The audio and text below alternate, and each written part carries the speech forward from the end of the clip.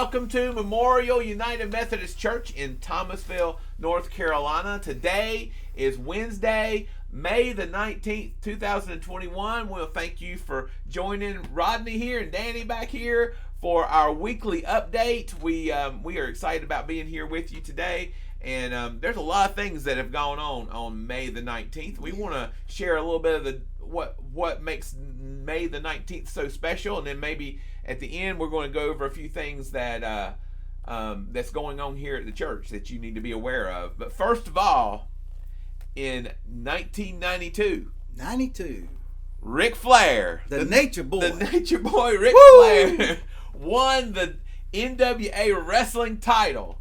And you got to do this part. Yeah, he was a jet flying, limousine riding, wheeling, dealing, kiss stealing, diamond ring wearing son of a gun. If you don't believe it, just ask. You can ask him. That's right. He said, if you're going to be the man, you got to beat the man. I love that. Yeah, old Ric Flair, he's had some pretty serious health things. And yeah. I think, isn't he from North Carolina, like Charlotte area? Yeah, he is. Yeah. But he lives in Atlanta, I think, now. Oh, okay. Well, anyway, today is the day that he won the wrestling title in the wrestling title. At least one time. He probably won it like 12 times. Yeah, there's probably been, in whichever one he won. Yeah. But anyway, today in history. And then in 1977, going back in time, the movie, I think this was the first movie that I ever went to in the theater. I think growing up, this was the first movie. I saw it at the Lexington Drive-In. I don't remember where I saw it, but Smokey and the Bandit premiered today, May the 19th in 1977. Crazy. And of course, the iconic car, the Trans Am. That's right. Everybody loves it. And it was great advertisement. Oh yeah, everybody wanted Trans Am after that. Absolutely. But I like the Basset Hounds best. Yeah. Fred. Fred. He was Jerry Reed's traveling companion. Eastbound and down. Oh yeah. Got a long way to go and a short time to get there. Let's go, Fred. That's and right. The old police chief. Oh, poor guy. I mean, what was Sheriff?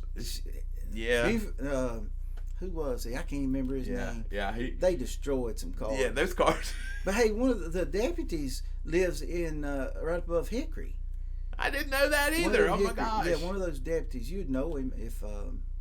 Yeah, that's crazy. No, I didn't know that. Yeah. Well, anyway, so Smokey and the Bandit today premiered in theaters.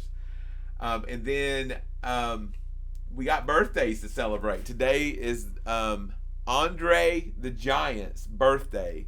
You might know him from wrestling. We got a theme going there. Yeah. You said he's got some North Carolina ties too. Somewhere around Ellerby, he had a farm, and that's where he wanted his ashes placed. He's deceased now. Yeah.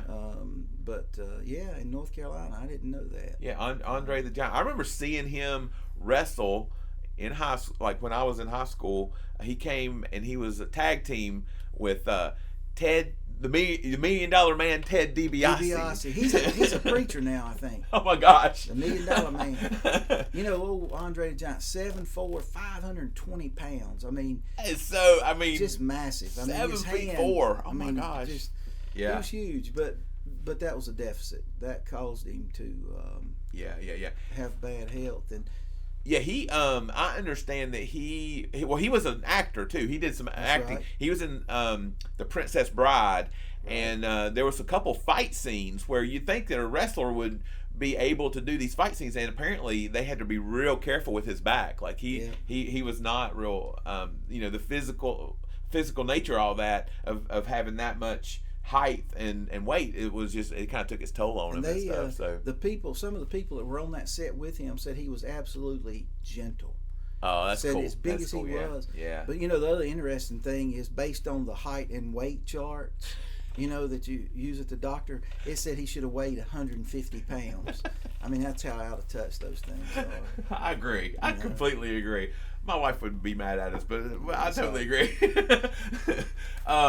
Yeah, and then so happy birthday to Andre the Giant, and then also I found out that Pete Townsend of The Who, the guitarist for The Who, was born in 1945, and he was the guy that pioneered the famous air guitar move, the famous windmill, where he's like going around, just whipping around and everything. Was his arm moving around, or the whole guitar? No, just the arm, man. He would play the guitar, and on the way back up back up, he would play the guitar and stuff. He's still alive. I think he is.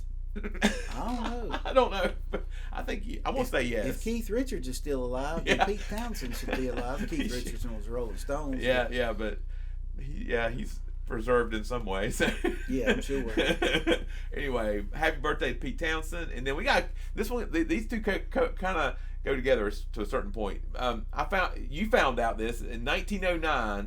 There was this guy named Nicholas Winton. That's when he was born in 09. Yeah, I'm sorry. Yeah. He was born in 1909, and he is known as the British Schindler.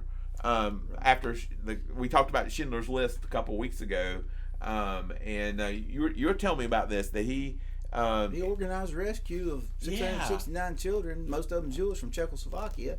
It began in World War II. Yeah, and I read that he could have gotten more, but he kept having trouble finding places to like bring them in to different countries and stuff. And so there were countries like we can't bring in a bunch of, I guess, orphans or whatever. Right. And so he could have done more, but he ran into saved that many people's lives. Yeah, literally. Yeah. I mean, so I think that was at the risk of his own.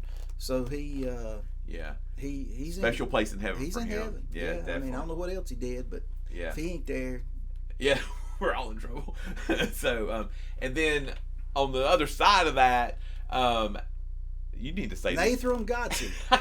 Nathan Godsey was born on today's date. He is the guy who assassinated Mahatma Gandhi. Yeah, I didn't know he would. Yeah, I didn't either. I didn't realize Gandhi got assassinated. No. I thought eating all that curry and stuff would have took him out. No, he was assassinated by this dude. Nathan Godsey was caught and was executed by hanging. Yeah. And he is probably not having a conversation with the aforementioned Mr. Winton, who saved 669 children. That's right. Those are in two different places. I don't want to make a call on that, but I don't know. And then finally, today is today is the anniversary of the death of a guy named Stanislav Petrov. And I didn't know this guy, but I knew some of the circumstances about this. That there was a Korean passenger jetliner that got shot down by the Soviet Air Force. It was KAL 007. That was the number on the plane. You know this. And it was done in the mid '80s, and so tensions were really high during the Cold War and everything. Right. This Stanislav Petrov was in charge of paying attention to the early warning nuclear missile launch codes or whatever, in case the U.S. had launched a nuclear attack. And so he was responsible for monitoring all that. He got right after the Korean airliner got shot down, maybe a few weeks by the Russians. He saw on his screen that 6 Minuteman missiles had been launched from the U.S. headed his way into Soviet territory. And he had to make a decision, and he decided that it was probably a false report, and did not say anything about it. Did not say anything. And so the situation came and went, and later analysis showed that it was a false report. Of course, but he got in trouble. Like, he got reprimanded, whatever Soviet reprimands look like or might be. He got punished for not reporting it. But he also, on our benefit, he kept World War III from happening. He averted a nuclear war. Yes, I mean, it would have been, because as soon as he reported that, the Russians the Soviets would have definitely retaliated with an attack of their own, which would have caused us, our early warning system to kick in, and we would have attacked too, and it would it would have destroyed everything. I think it would have destroyed everything. But fortunately, in his wisdom, he saved the world from certain destruction. So anyway, his death didn't happen because of any of that. He died in 2017, which is amazing. He must have been a young guy then. Yeah, he might have been. In 83. Yeah. So, but we do celebrate the fact that he saved us all. He took the. Plus, he's got a cool name, Stanislav Petrov. Yeah, it is kind of cool. So anyway, so that's a little information for you that happened on today, and then finally. So what is the celebration for today? It's been designated as what? It is a special day. It is NASCAR Day. NASCAR. Today. Yes, May the 19th is NASCAR Day. What is NASCAR? What does it stand for? Non-athletic sport centered around rednecks. Oh no! Whoa! You were whoa! Anyway, today go watch your race. Go find something on ESPN. Oh, celebrate it! Get you a bucket of chicken, fried chicken. Grab you some beer and let it get lukewarm, and just go out and sit in the sun. Yeah, that would be the hot sun without a shirt on. No sunscreen. Eat your chicken, drink your beer for about 5 hours, and every once in a while just yell, "Earnhardt!" Earnhardt! So anyway, I shouldn't be. Go celebrate. Go celebrate. I've been in NASCAR races, so yeah. That's how I know what it looks like. Yeah, exactly. We know exactly what it's like. So yeah. And anyway. Don't throw your chicken bones out in the road. They used to throw them on the track, you know. Oh, I didn't know that. Yeah, they bad about that kind of slip stuff. on something. Have a problem. Throw beer bottles out on the track at North Wilkesboro. Caused Richard Petty to cut a tire. He was leading. He lost the race. I didn't know that. Oh yeah, they had bottles. I mean, that's why they got those nets and stuff now. It carried in like on both shoulders. I mean, it'd be hot. I mean. Oh yeah, it's hot. Always hot. Hey, Earnhardt. There you go. So anyway, today's NASCAR Day. Find a way to celebrate that. So we also have some stuff going on here at the church. Some great ministries. We're cranking back up. It is really good. We are going to be the host for Cooperative Community Ministries pop-up food pantry tomorrow afternoon. They're handing out boxes of food for people who need it. They'll be here handing out food from 2 to 4. That's Thursday, May the 20th, from 2 to 4 up in our upper parking lot. I understand that if you want to contact Mallory Smith, she's got some information. If you want to pack boxes or you want to hand out boxes, volunteer in that way, that she has all the information for that. You can check that out on Facebook. You said it was an inaugural Yeah, it's the very first one. Yeah, the very first one. Let's see how it works. Maybe a new model for the way they distribute food in areas that need assistance. So and that means they've got food. Yeah. I think that I'd heard that local companies McIntyre Metals and Bartimaeus had like this kind of can collection war going on, and there was like some tractor trailer truckloads of canned foods that were involved, and they got a bunch of donations. So yeah, it was. I think it was. We're really excited for them. So anyway, they're going to be handing out food. I think that's a great thing. So support that and pray for that as much as you can. And then we got a lot of Art Academy stuff going on. Recitals are starting this coming May. I think it's a Saturday. It's when it starts, May the 22nd through the 27th.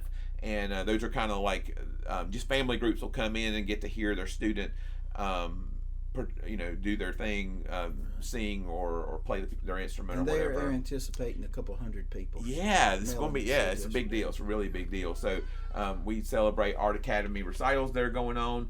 If you're interested in becoming a student as a part of our Art Academy for the summer session, registration is going on right now. Classes will begin on June the 15th, but registration for those classes, they're going on right now. And you can call the church or come by the church or whatever. Contact Melanie Byerly, our director of Art Academy, for all of that.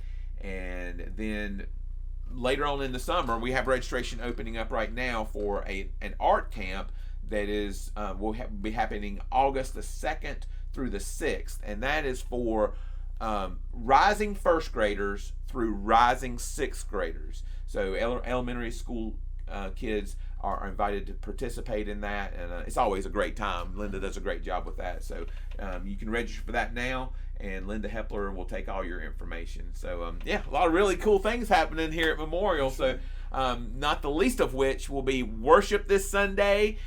We got Awaken Worship at 8:50. We've got our normal 11 o'clock worship happening as well, and then Sunday schools are starting to open back up. We've got a couple different ones, so if you've been missing Sunday school, contact your leader, and they'll make sure that you find out when they start back really soon. So anyway, a lot of really good stuff. So we thank you for joining us today. We hope you have a great day, and take care of each other, and take care of yourself.